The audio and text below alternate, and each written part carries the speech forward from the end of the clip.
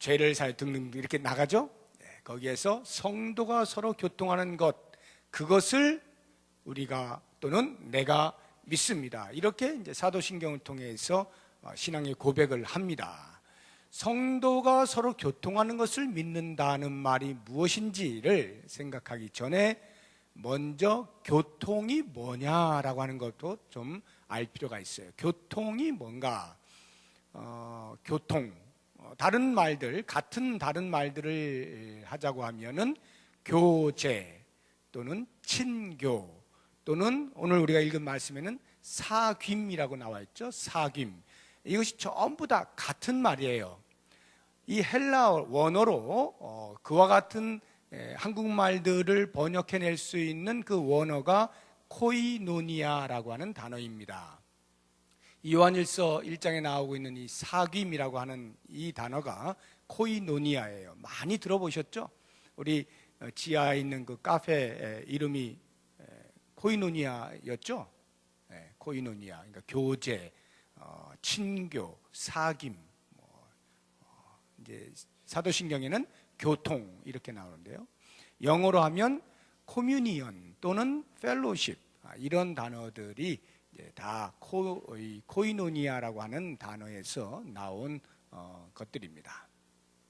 그러면 이 코이노니아는 뭐냐라고 할 때에 코이노스라고 하는 유사 어근을 가진 그 단어가 있어요. 이 코이노스라고 하는 단어의 뜻이 뭐냐면 공통된이라는 뜻인데, 이 단어에서 코이노니아가 유래했다라고 본다면 어떤 식으로 코이노니아를 우리가 정의할 수 있느냐 하면, 공통된 그 무엇으로 인하여서 공통된 정서를 나누고 공통된 목적을 지향하면서 함께 살아가는 것, 그것을 가리켜서 코이노니아, 사귐, 교제, 친교, 교통 이렇게 말을 하는 것입니다.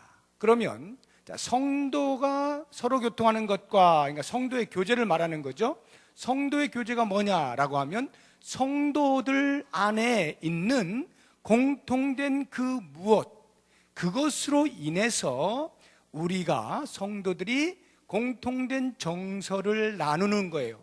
그러면서 공통된 목표를 향하여서 함께 살아가는 것이 성도의 교제다라고 하는 것입니다.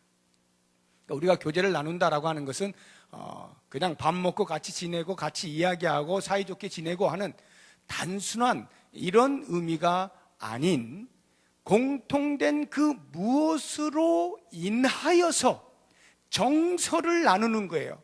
공통된 정서를 나누는 거예요. 그리고 공통된 목표를 향하여서 함께 달려 나아가는, 이것을 교제라 한다는 것이죠. 우리가 세상에서도 이런 그 교제가 많이 있잖아요. 친교한다든지 교제라든지 이런 것들이 많이 있죠. 거기도 보면 특징이 공통된 그 무엇이 있어요. 예를 들면은 동창회 같은 것은 학교가 같은 거죠.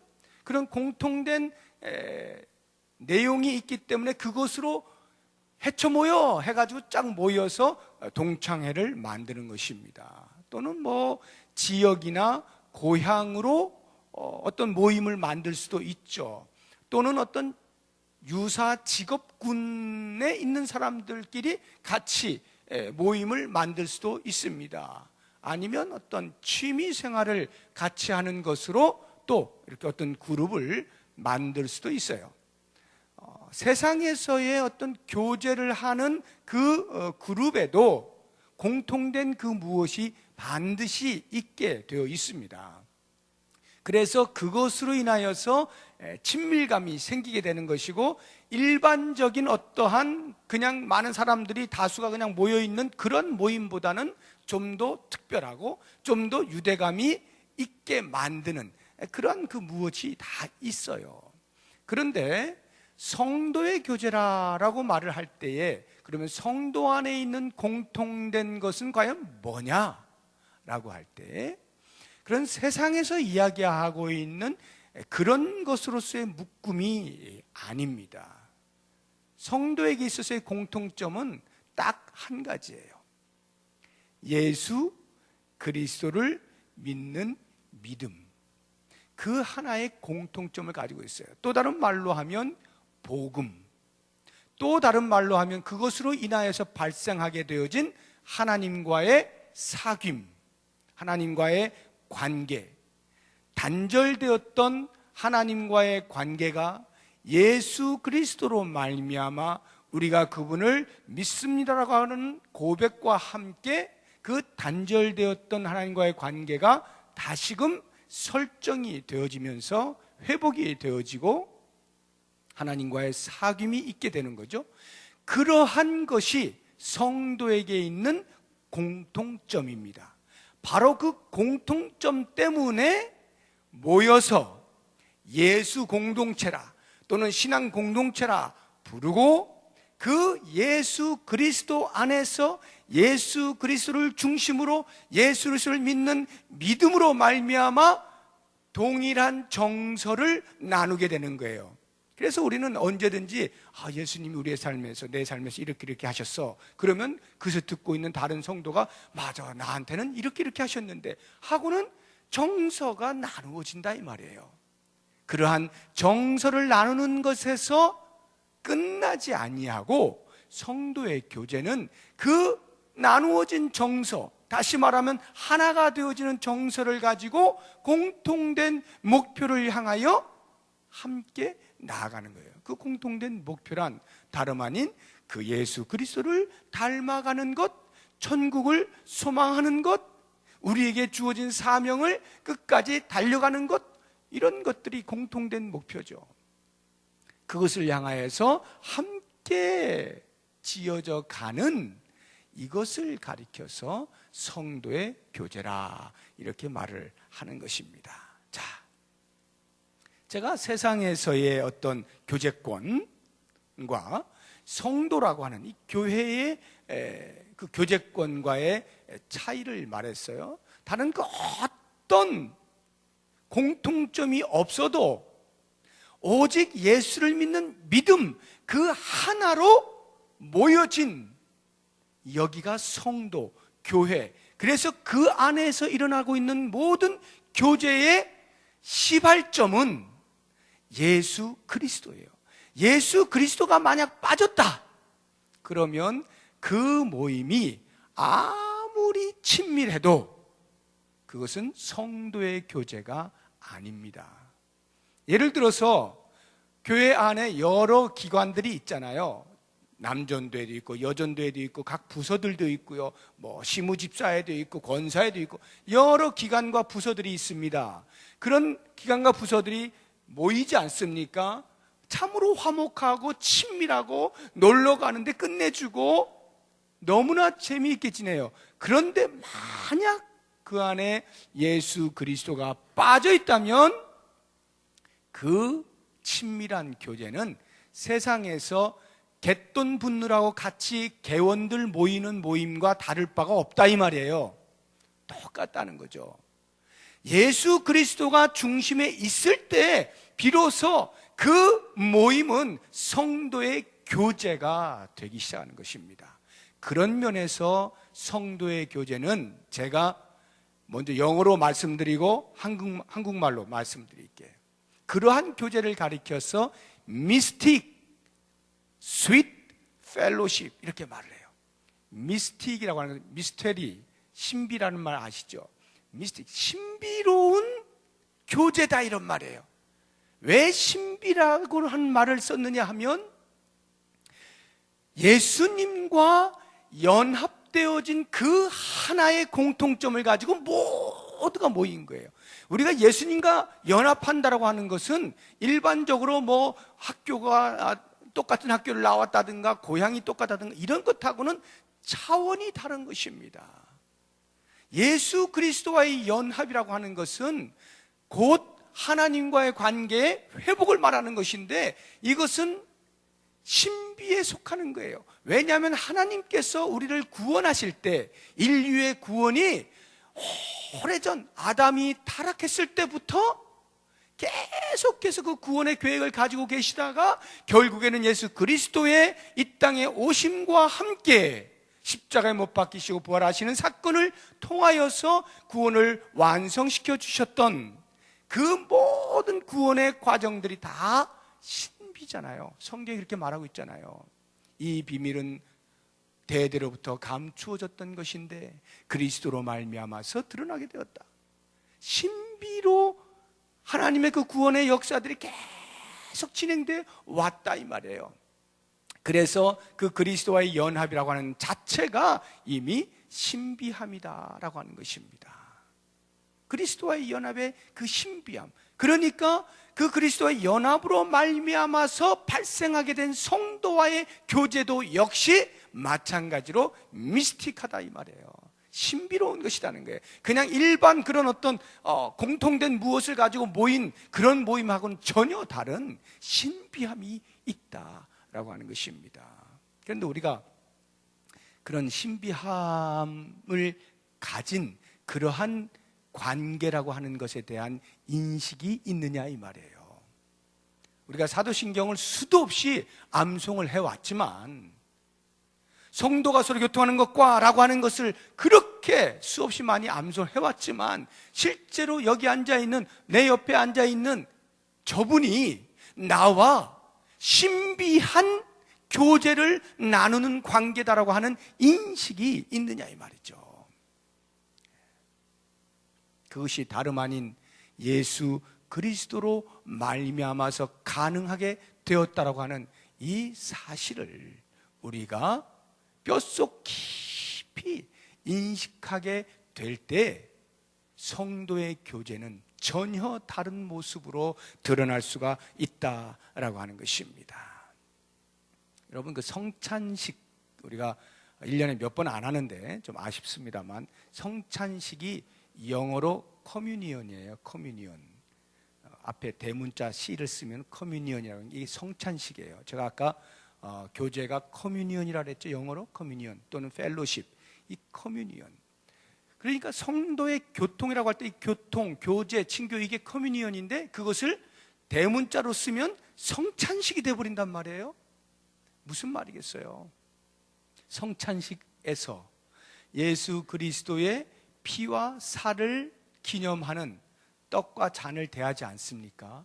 그러면서 우리가 그 그리스도와의 연합을 경험하잖아요. 그리고 성찬식에서 중요한 것은 그 떡과 그 포도주를 대하면서 예수님과의 연합만을 경험하는 것이 아니라 그렇게 예수님과의 연합을 하고 있는 성도와 성도, 그 성찬식에 참여하는 모두가 역시 연합되어지는 그리스도로 말미암아서 하나인 그러한 교제가 형성되는 게 성찬 예식이에요. 얼마나 중요한 개념입니까? 우리가 그렇게 모여진 사람들이라고요. 그냥 어떻게 하다 보니까 어중이 떠중이 모여가지고 그냥 여기서 부평 동북교회 교회인 이렇게 모여있는 게 아니라 예수님께서 우리 각 사람에게 대하여 당신의 고귀한 피를 흘려서 당신의 살을 내어 드려서 그래서 구원하여 하나님과 새로운 사귐을 갖게 만든 한 사람 한 사람이 모여서 한 교회를 이루어 그 안에서 신비한 교제를 나누도록 만드신 겁니다. 우리가 하나님과 어떤 그런 관계를 맺었다라고 한다면 반드시 그 사람은 성도와도 그와 같은 관계를 맺어야 한다라고 하는 것입니다. 자, 그러면 이제 이러한 신비한 교제에 더하여서 한 가지 더 생각해 본다면 제가 미스틱 스윗 펠로십이라고 했죠. 스위트가 뭐예요? 이게 애들 막대 사탕 이게 달짝지근한 그런 거 보고 스위트하다 그러잖아요. 이게 캔디, 스윗 캔디 이러잖아요. 달콤한 이런 말인데 좀 더 우리가 보편적인 언어로 사용한다면 사랑스러운 이렇게 이해를 하시면 돼요.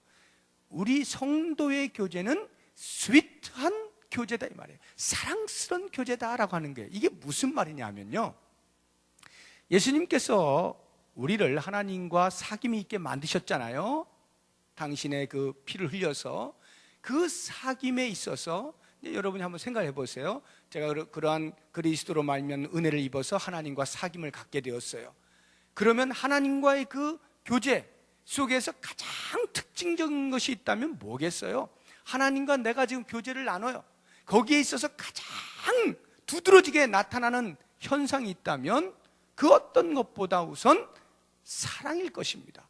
왜냐하면 하나님께서 당신의 독생자 예수를 십자가에 못 박아서 우리와의 뒤틀려졌던 관계를 회복시키시는 그 구원의 역사가 사랑에 근거한 것이잖아요. 그러니까 당연히 하나님과 우리와의 사귐 속에는 사랑이 특징 지어지게 되어 있는 것입니다. 하나님께서는 그리스도로 말미암아 우리가 그 믿음으로 하나님의 나라에 들어오게 되었을 때에, 그래서 하나님의 자녀가 되고 하나님 나라의 백성이 되었을 때, 하나님과의 관계가 회복되었을 때 하나님이 그 무엇보다도 내가 너를 얼마나 사랑했는데, 내가 너를 얼마나 기다렸는데, 그것 아니겠어요? 그러니까 하나님께서 그간에 주시고 싶으셨던 그 모든 사랑들을 마구 쏟아 부어 주시는 거예요. 우리가 정상적으로 하나님과의 사귐이 있다고 한다면 그 하나님으로부터의 무궁한 사랑을 계속해서 공급받는 것입니다. 끊임없이 공급받아요. 그러면 우리가 그 하나님의 사랑을 공급받는 사람으로서 하나님과의 사귐이 있다라고 할 때 과연 우리는 하나님께 대하여 어떠한 태도로 나아갈 것이냐? 당연히 우리도 하나님, 저도 하나님 사랑합니다 하고 하나님을 향한 우리의 사랑을 표현하지 않겠어요? 이렇게 하나님이 우리를 사랑하시고 우리가 하나님을 사랑하는 그러한 관계가 깊어지면 깊어질수록 그 사귐은 엄청난 질을 형성하게 될 거예요. 얼마나 하나님과의 그 사귐에 어마어마하지 않겠어요? 하나님의 사랑이 어마어마한데 우리가 비록 그만큼은 아니어도 하나님, 저도 하나님 사랑합니다 라고 하면서 그 사귐에 반응하며 나아가게 될 때 그 사귐의 질을 생각해 보시라고요. 엄청나잖아요. 자, 그렇다고 하면 그와 같은 하나님과의 사귐의 특징이 사랑이라고 할 때 우리 성도 간의 교제도 역시 마찬가지로 하나님과의 사귐의 특징이 사랑이라면 성도의 교제도 역시 사랑일 수밖에 없는 거죠. 어마어마한 사랑들이 서로 오고 가는 거기에 성도의 교제라는 제대로 된 개념이 형성이 될 수가 있는 것입니다. 그런데 만약에 우리가 하나님은 사랑해요, 하나님도 나를 사랑하시는 것을 알아요. 그래서 하나님과의 사귐은 아주 기가 막혀요. 깊은 단계에 이르렀어요. 그런데 만약 내가 성도를 사랑하는 것이 일어나지 아니한다면 성도의 교제가 없는 거죠. 성도의 교제가 없다면 그것은 하나님과의 사귐도 거짓이라는 거예요. 이게 사도 요한의 논리예요. 요한일서에서 나오고 있는 모든 논리가 다 이것입니다. 한번 우리 찾아보죠. 요한일서 4장 20절. 요한일서 4장 20절. 20절, 21절 두 절 같이 한번 읽어보겠습니다. 누구든지 하나님을 사랑하노라 하고 그 형제를 미워하면 이는 거짓말하는 자니 보는 바 그 형제를 사랑하지 아니하는 자는 보지 못하는 바 하나님을 사랑할 수 없느니라. 우리가 이 계명을 주께 받았나니 하나님을 사랑하는 자는 또한 그 형제를 사랑할지니라. 하나님을 사랑한다 하는 자가 형제를 사랑하지 아니할 수가 없어요. 하나님과의 깊은 사귐이 있다 하는 자가 형제와의 사귐이 없을 수가 없어요. 그래서 성도의 교제를 무시하는 사람은 하나님을 사랑하는지의 여부를 점검받아야 돼요. 성도 간의 교제에 대하여 무관심한 자는, 성도 간의 교제에 대해서 익숙지 아니한 자는 하나님과의 사귐에 있어서도 분명 무관심하거나 익숙지 아니한 것입니다. 보는 바 형제를 사랑하지 못하는 자가 보지 못하는 바 하나님을 사랑할 수가 없는 거예요. 왜? 하나님은 우리 안에 그 사귐 속에 사랑이라는 것을 담아 놓으시고 형제 간의 사랑이라고 하는 사귐을 통하여 하나님과의 사귐의 깊이를 알게 하시는 겁니다. 그렇기 때문에 우리가 형제 간의 어떤 교제가 발생하지 아니하고 내 신앙의 삶에서 형제 간의 교제 속에서 사랑이라고 하는 것이 표현되지 아니하는 상태에서 하나님과 내가 사귐이 있다거나 내가 하나님을 사랑한다거나 하나님은 나를 너무나 사랑하셔 라고 하는 이러한 말들이 전부 어불성설이다 라고 하는 것입니다. 한번 여러분 생각해 보세요. 지금 내 옆에 있는 분하고 또는 혹시 내 머릿속에서 사귐이 있습니까? 사랑이라고 하는 특징 지을 수 있는 그것에 사귐이 있습니까? 내가 다른 성도들과 교제를 나누는 데 있어서 이러한 사랑을 기초로 하는 교제의 그 깊이를 경험하지 못하고서야 내가 하나님과 사귐이 있다라고 말하는 것이 맞지가 않다 이 말이에요. 그런 면에서 우리들은 지금까지 성도 간의 교제를 얼마만큼 중요하게 생각했는지, 얼마만큼 내 신앙의 본질이라고 여겨왔는지를 돌아볼 필요가 있습니다. 많은 성도들이 이 교제의 깊이를 알지 못하는 거예요. 교제의 의미를 알지 못하는 거예요. 그냥 친하게 지내면 되는 것이라고만 생각을 하려는지 모르겠어요. 그러다 보니까 잘 안 되잖아요. 왜? 나하고 성격이 달라, 나하고 생각하는 게 달라, 바라보는 시선이 달라, 다른 게 너무 많다 보니까 아우 쟤하고는 잘 안 맞아. 그러니까 맞는 사람 찾는 것이고 그 맞는 사람하고 뭐 해요? 교제 나누는 거잖아요. 이게 지금 교회 안에서 우리가 보고 있는 보편적 현상들이라고요. 그런데 실제로 성도의 교제는 그런 것으로 맺어지는 게 아니다는 거예요. 오직 예수 그리스도로 말미암아서만 맺어지는 신비한 그러한 교제예요. 그러니까 내 성격하고 맞아서 말이 잘 통해서 이러한 세상에서 하나 되어질 수 있는 그러한 요소들로서 또다시 뭉쳐버린다면 예수님이 우리를 하나로 만드신 그 십자가의 고난과 부활의 역사가 우리에게 아무런 효험 없이 별 볼 일 없는 것으로 그냥 세상에서 또 다른 어떤 기관에서 만나 모이는 것과 별반 다를 바 없는 그러한 사귐만을 갖게 된다 이 말이에요. 그런 사귐들이 있을 때 교회가 교회로서의 역할을 못하는 거고 늘 말썽이 있게 마련인 거죠. 그런데 우리가 그리스도 때문에 모였다라고 생각을 바꿔보세요. 아니, 진리를 제대로 알고 인식을 해보세요. 아무런 공통점이 없어요. 너하고 나하고 달라도 너무 달라요. 생각도 너무 달라요. 말하는 표현도 달라요. 하나도 제대로 마음에 맞는 게 없어요. 그런데 예수를 믿는다는 거예요. 나도 믿는데 저 사람도 믿는다는 거예요. 어떻게 할 거예요? 거기에서 사랑이 싹 터야 되는 거예요. 그 사랑을 우리의 몸으로 행동으로 나타내면서 그 성도의 교제를 가꾸어 나가야 되는 거예요.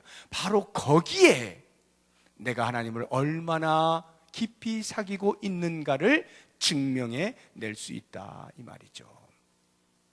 이와 같은 사랑을 기반으로 하는 성도의 교제를 형성하게 될 때 반드시 그 교제 안에서 나타나는 또 하나의 독특한 현상은 기쁨입니다. 기쁨이 반드시 그 교제권 안에서 발생하게 돼 있어요.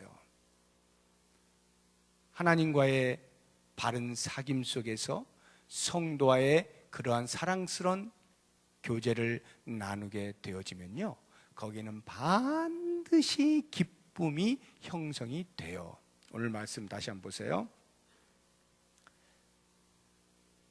4절 보시면요, 요한일서 1장 4절 보시면 우리가 이것을 쓰면 우리의 기쁨이 충만하게 하려 함이라 이렇게 돼 있죠. 우리의 기쁨이 충만하게 하려 함이라.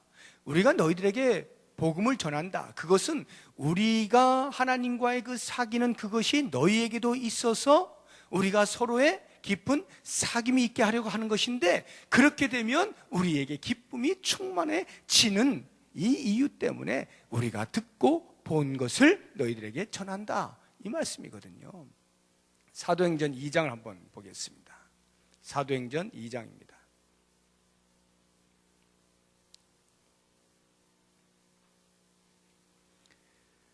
46절입니다.